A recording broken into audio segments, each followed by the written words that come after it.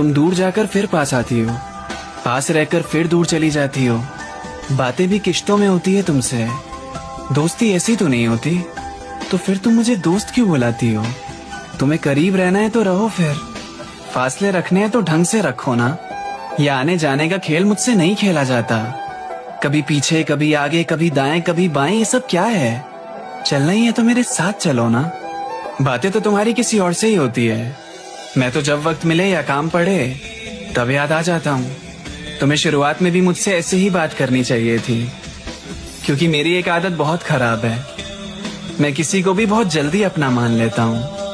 फिर जब तुमसे दूर रहने की आदत हो जाती है ना, तुम नजदीक आने लगती हो। फिर तुम्हें देखने का मन करता है, तुमसे बात करने का मन करता है, और जब तक तुमसे कुछ कहने की कोशिश करूं तुम दूर जाने लगती हो। क्या है ये? तुम्हें चाहिए क्या मुझसे? तुमसे मिलने के बाद जैसा हो गया हूं, मैं ऐसा बिल्कुल भी नहीं था पहले।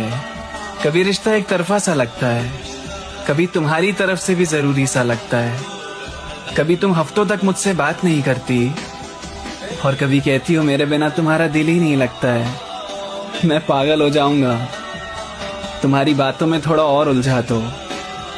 प्लीज दूर चली जाओ मुझसे, और अब दूर ही रहो। पता है तुमसे बात करने का मन करता है, और जब तक तुमसे कुछ कहने की कोशिश करूं तुम दूर जाने लगती हो। क्या है ये? तुम्हें चाहिए क्या मुझसे?